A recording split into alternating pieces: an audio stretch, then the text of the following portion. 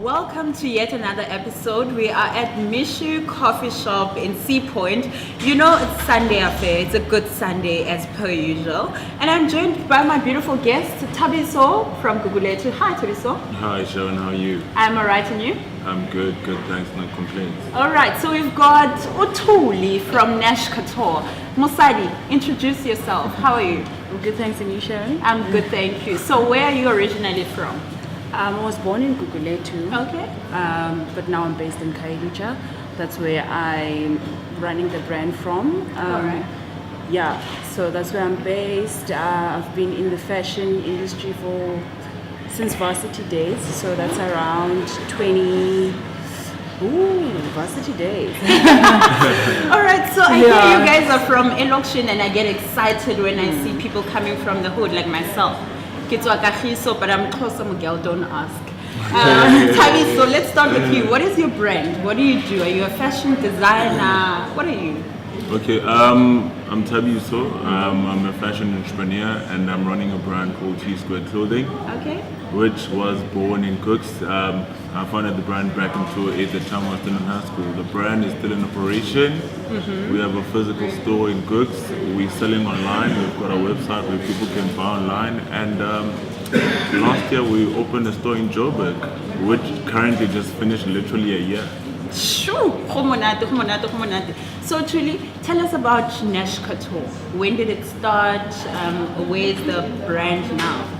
Alright, so Nesh Couture started in 2016. That's when we actually released the brand, and then it's still obviously it's still going on. Everyone's loving it. We are available on Instagram and Facebook. That's where people can get hold of us and what we have. We're launching our website very soon. Should be like next week because it's like 90% done. We're still working on pictures and stuff. Okay. So at the moment, people can order through our. So we do have information available on our Instagram page, Facebook page, in terms of how to order and stuff. But it's basically a woman brand. Like it's a feminine brand. We focus on classy, feminine, sophisticated fashion. So that's what we do, and people are just loving the brand. I think I'm starting to love the brand. I think me and you must talk after this episode. So Thabiso, talk to me. Like when you were in high school, that's when the brand was born. Yes. So how did you know fashion is your thing? Because parents are telling you must be a lawyer, For must sure. be a doctor. For sure. So No, to me, like it started as a hobby, and I didn't really know that this would be a business. But through pushing my hobby, I managed to score some of my customers from school, my peers, and with the support that I got from them, and then later it became a fully fledged business. So I think to me it started as a hobby, but by giving it attention and of course by getting the support from my peers, that's how it turned into a fully fledged business. Wow. Chili, let's get to you. When did you say, I love fashion, I can make a business out of this? I started with myself. I started dressing myself up. So what I did is I like, going fabric shopping and stuff, trying out new stuff. And I used to be so bad at doing like shopping. I'm so bad when it comes to shopping. I hardly go shopping. If I go shop, it's only for shoes and bags. That's it. Otherwise, for clothing, I used to make my own stuff. That's when I started. And obviously, you have your friends that would like your style and be like, where did you buy this? And I'll be like, no, but I made it. They're like, okay, cool. Can you make one for me? So that's how I started. I never went to school for it. Sure. My mom also played a very huge role because she's the one actually went into school for design. Wow. So she's a seamstress, but she actually helped me to start my own business because that's where she taught me everything, and we're also business partners in the business. Like she actually helped grow the business where it is today. So yeah, that's how it all started for me. And actually, you're channeling to my next question to say, is it important to go to school when you are in the design fashion industry? Thabiso? I think it's important to educate yourself to go to school because it doesn't teach you just about the industry that you're in, but it puts you to a level whereby you are able to communicate to people. Because in some instances, you may find that you may be speaking to somebody who may be a potential investor to your company. Wow. And you need to be able to talk to those people and convince them into buying the idea that you have. So I think that's how school plays a part in any field, whether in business and no matter where you are. I think school is important. Wow. Truly. I agree with Thabiso, because in business you don't only have to focus on the production side, but you also have to focus on the business aspect. Running your finance, it's very important to understand those things, to understand like the type of material that you use for your stuff. You need to understand if it's stretching, all the different aspects, because everything it needs to, it makes the whole thing, balance and just make your business a success. For sure. So I want to hear the step-by-step of both your brands. I'm intrigued, and I think our guests will be as well. Thabiso, this concept is here. How did it develop through the years to now being in Joburg officially in the big world? I think the most important thing when you grow a business, you firstly have to choose. You need to do something that you love. Passion plays a major part in everything that you do, and if you're passionate about something, you'll push it to your limits, and that's how it grows to the next level. And also, when you push, you start to get people that believe in your business. When you get the support, you don't want to disappoint those people. Yeah, the only thing that you can do is maintain those customers. So how do you maintain customers is the most important question. Maintaining customers is a matter of putting in the hard work, those sacrifices, those commitment, and that's how you secure them. Making sure that you give them the right product. How do you give the customers the right product? Through hard work. Through hard work. So I'm assuming you put in a lot of hours.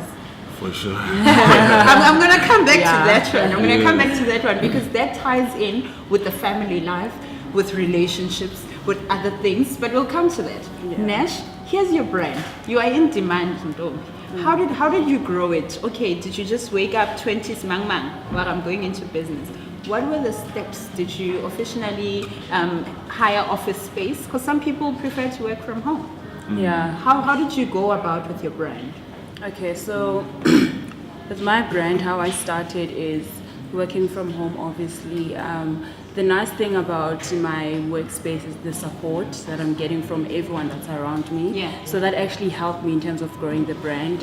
A lot of people believed in the brand before I could even, see the potential that it has.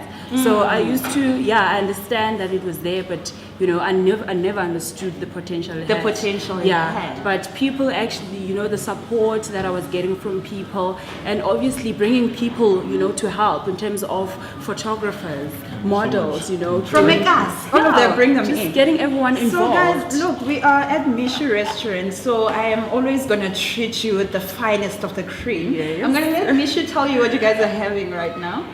So this is our most popular cold beverage. It's made fresh. All the ingredients are fresh. It's frozen mint lemonade. There's lemon juice, fresh mint leaves, a touch of sugar, and lots of ice. Right. Sounds interesting. Yeah. What you're having is So what am I the having? beetroot apple juice. Very tasty and very healthy. You see how I'm looking at you. I'm like, beetroot, huh? Okay, so I'm going to give it a shot and then I'll tell you. Thank you so much, Mishu. Enjoy. All right, so guys, you put in a lot of hours into your business, right? I stand to be corrected. Yeah. How do you balance between having a social life, having relationships, being there for your families, and running a successful business? I think I'm going to start with Nesh on this one. You'll be surprised that I actually have a full-time job. Yay. Besides Nesh Couture. So I do have a full-time job. I work as an administrator / accounts, so I deal with a lot of figures and contracts where I'm working at the moment. Oh my God, you are what? You are what? So balancing that with, obviously time management. Time management for me works, I used to be so bad, but I'm working on it. It's a work in progress. And obviously the people that I work with. So in my business at the moment, I do have people that do the marketing, people that handle the the branding and all those type of things. But I'm there as well because I'm the one who actually started it. Yeah. So with time management for me, and to be honest, I do not have a social life. There is no social life. The social life I have is through my business. It's only when I have to attend an event that's gonna help my business. As if I go to wherever I go, it always has something to do with my business. Can I be nosy? Can I go into your business? So does this mean romantic relationships are gonna suffer now because you are focused on your business? Luckily for me, I'm in a long distance relationship, so Okay. it's working for me. Okay. It works for me. I can never have someone that's like, Here. I don't know, like Let's go for 10 meters dates. away. No, I can't. So obviously with having someone in a long distance, you always have to organize time to make time to be with that person, Yes. So yeah, it's not easy, but I really try. But my business comes first. I envy you. Thabiso, let's move this ball right this direction. How do you find time for your social life, for family? How do you do it? Do you have a life? In business, you hardly have time for social things because you constantly are busy growing your business, it really doesn't feel like work because it's something that you're passionate about. So I don't really have social life. Let's put it that way, because we are constantly busy trying to improve our business, working on orders, and trying to grow to the next level. And social life, if I do find time to do something, I think it's at night, because during the day, literally, we are always busy. Okay, so if you do find time to do something, it's at night. Yes. So, does this mean to our viewers you are single? Are you hinting? Let's get on to that. Let's unpack that. We're not Sharon. So we're gonna leave it like that. Let's leave it like that and move on. Guys, please don't inbox him. We're leaving it at a blank spot. So we just said we. When you addressed your business, you said we. How many people are you working with? Currently, there's 7 of us, 5 guys in Cape Town and 2 guys in Joburg. And they're all getting paid. They're all getting paid. There's nothing else that you're really depending on. We just have to make the best of it, and then try by all means to make this a great success. And the only way we can make it a success is to treat ourselves like a big business. You need to I think that's how you need to position yourself as a business. You need to look at the bigger picture. You need to put yourself there before you get to that level. So each and everybody that works with us is paid, and we open every day from Monday to Sunday. Wow. Thuli, let's talk about you. Is there a we? I heard your mom is a big part of the business. Yeah. Who else is on the team? So my team is very small. There's only 4 of us at the moment. Yeah. I'm the one obviously, doing almost everything because I touch base everywhere. I'm in production today, tomorrow I'm doing marketing and all of that. But I also have someone that I work with very closely, Vicky Jones. She's actually running our social media marketing, and she's just an influencer for our business. Wow. She's also my assistant when I go to fashion shows, because we do fashion shows as well. And then there's 2 ladies in the production or section, which is my mom and Sis Mbumi. So the 2 of them are actually running everything. I'm looking at getting more people into the production side. Maybe about 4 or 5, because we're actually getting big orders now, and people are actually starting to recognize the brand. Because we used to have a slightly bigger team when it comes to production, but because of the orders, it's very one minute we get 50, the next we get 10, so we can't really have a big team because we have to make sure everyone gets paid. Which is exactly what I wanted to move on to. I mean, I've had my ups and my downs.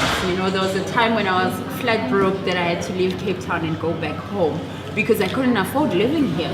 So has your business gone through the ups and downs. What was that time and how was it like? How did it affect you personally to go through that? Thabiso? Well, each and every business goes through those up and downs. You have to go through it. If you haven't been through up and downs, you still are gonna encounter those times. I think it's important for each and every business to fail, and when you fail when you're starting, when you fail early, I think that's the right time to fail. So the time my business went through ups and downs, I think I was still in varsity that time, which I say that I was fortunate enough because there was something else I could focus on that kept me busy. But I think right now, I think we're on the right track. Okay, so this is T Squared. When it went through the downfall, what exactly was happening at that point? At that time, we didn't really have enough customers to sustain the business. All right. And also remembering that this business has helped in assisting and in funding my education. So I think for some years, that's how it affected me. We were not getting enough customers. So when you're not getting enough customers, you don't have enough money to grow your business, and there's not enough money that. So I'm trying to help someone whose business has literally failed. You know when you attempt something and it fails and you want to get up but you don't even know how. So I want you to kind of take us through the journey. Has your business ever hit rock bottom where you thought you can't make it from there? Yeah, working with people, sometimes those things happen. We collaborated this one time with a local streetwear brand where we actually designed some of the stuff for them, and we bought the material and everything. The person was so into the deal and promised us everything, that this deal is it's going to change everything for you guys.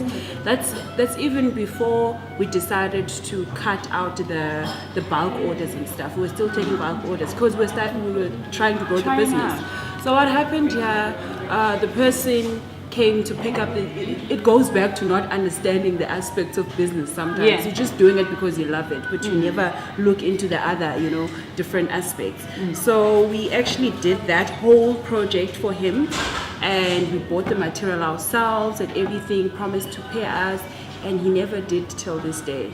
So for us, that was one of the things that was an eye-opener, because first of all, we used our own money to buy everything, and then the next thing, this person doesn't meet his end of the deal, and then he just disappeared into thin air. When you just disappear, we can't get a hold of you on your phone, you've changed places. It was just one of those things where we're like, how did we get here, But from there, but for us it was a lesson more than anything, even though we lost a lot of money. And and the other time when we actually it was when I was busy with school and I was not able to come up with new fresh ideas, and I felt like our customers were getting bored with what we were designing and stuff. And then we lost a lot of clients through that process. That's when I got a wake-up call, and I was like, you need to wake up, girl, and just make sure that you always come with something that's going to make people excited, because people love what you're doing. It's just that you need to put in more time, because I was focused more on my studies at the time. But I decided, let me just try and, just cut the focus just make sure that I focus on both as much as I can, because to be honest, it had always been my baby. I didn't want to get in other designers to come and give me ideas. I always wanted to be what I want, exactly how I want it. Sure. Yeah. So I do hope that the kitchen is preparing food. I am starving. I am dying. But before we go into the food, Thabiso, this will come very strange. There was a time when I saw you on Facebook. Yes. And I don't even follow you. Somehow you ended up on my timeline. And I saw an achievement last year. Was it last year when you won something here in Cape Town? A very big prestige competition was happening. And I think you were awarded, if I'm not mistaken. Your story inspired me. Your story, I don't know, I was so proud of you, yet I didn't know you. I was like, yes, that's my guy. Thank you. What are the achievements that T Squared has achieved and has gotten so far? Okay. From I think in 2015 we applied for a competition for one of the leading publications. I think the prize that the competition we were supposed to we were sending in our entrepreneurial journeys. Yes. Like you had to write down what your business is about and the journey that you've been through as an entrepreneur. Amongst other people, I'm not sure the exact number of the contestants that applied, but they loved our summary for business, our journey that we sent via email, and we won that. I think the name of the magazine was Destiny Man. Okay. And we won the best segment for our entrepreneurial journey. That's our first achievement. And in 2016, I went on Shark Tank. Okay. Yes. There were 1,000 entrepreneurs that applied to go on Shark Tank, and I made the cut of 100 that flew to Joburg. And I managed. I'm sure you guys know how Shark Tank works. Yeah, I know. No, Yes. I do know. So I went there to pitch my idea in front of other 5 investors who have made it big in the industry in South Africa, and they love my business. So one lady invested in my business. Her name was Dawn Jones. So she invested 150,000 in exchange for 20% equity. Okay. So that was 2016. In 2017, out of 397 contestants that applied for a KFM and Lead SA competition, we made the cut to top 10, and then from top to top 10, and then from top 10 we became number 1. So with that we managed to score a radio airtime that was worth 300,000. All right, so there's food in front of us. Misha, can you introduce the plates to us, please? Absolutely. On my right hand side, we've got a seared tuna salad with lemon tahini dressing. Tahini is a sesame paste. It's very delicious and healthy. In front of me, we've got our most popular toasty. It's made with fresh flatbread, chicken shawarma spice and also with garlic aioli and cheese. And the herbs that we use over here is za'atar, which is dry thyme with roasted sesame seeds. All right, so people can buy these dishes here every single day. I'm impressed, Misha. I'm impressed. I'm about to look delicious, right? She looks amazing. Thank you so much. So truly, we come to you, Nesh Couture. What were the highlight moments? What were the moments where you felt like God was saying, "Go girl, go girl"? What are those moments? We're still a very young brand. Like this guy, like he's been around. Like I'm so proud of you. I'm so proud of you. For us, first fashion show for us was last year, 2017. That's when we actually started showcasing our stuff. Yeah. So we started. So one of the most favorite moments for me was when we showcased at Kainisha Fashion Week. They have, I think it's every September. So that's when we started. So we actually started very late last year showcasing, and then my other highlight was showcasing at the Experience Fashion Lifestyle. It was in what's this hotel here? Fine Ice Hotel. And the other highlight for me, everything has been such a highlight, I don't know which one is my favorite and which one is not. But being at Espresso, SABC Tree, that was another highlight for us, just being out there, and Hectic 99 as well, talking about the brand, just telling people about the brand, and being invited to style some of the looks for the day. So we're actually growing and getting more, invites and magazine interviews, But just look out for us. We're here, and Sure, guys. I'm sitting here. I'm like, Cape Town has talented people. I feel so honored and so blessed to be sitting with you. So before the food gets cold, one last thing, one final thing. If there's a kid out there who wants to be where you are, What are those inspirational words that you can tell them? What are those motivational words that you live by? Thabiso? I think it's important for everybody. Like, you just have to follow your passion. You need to do what you love. Don't do something that you're told to do. Don't do something because you have to do it. Do something that you want to do. You know, you have to follow your heart at all times, and then understand that whatever you want to be or whatever you're trying to grow, it won't happen overnight. Success doesn't happen overnight. It's a process. And one also has to remember that Rome was not built over a day. Amen. So we just have to, whatever you're doing, wherever you are, and whoever you are, you just have to be patient, understand that growth is a process, and sometimes you cannot do it alone. You have to do it with other people who understand the vision, your business vision, and that's how you think you may become successful. Nesh, Couture?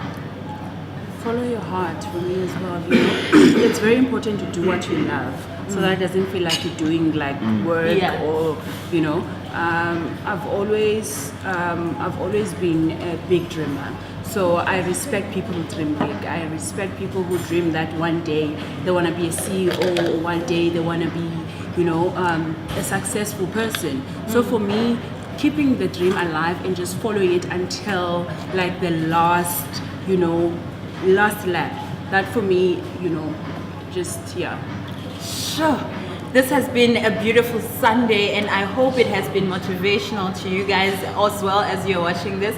Thank you to Mishu, guys. The food looks amazing. Am I not lying? It's delicious. Yeah. Thank you to Mishu for hosting us. I cannot talk about this melted cheese without getting goosebumps. This is Sharon Kosomgel, and this is one of those Sunday Affair episodes, and it's a wrap. Thank you. Thank you, guys. It was wonderful.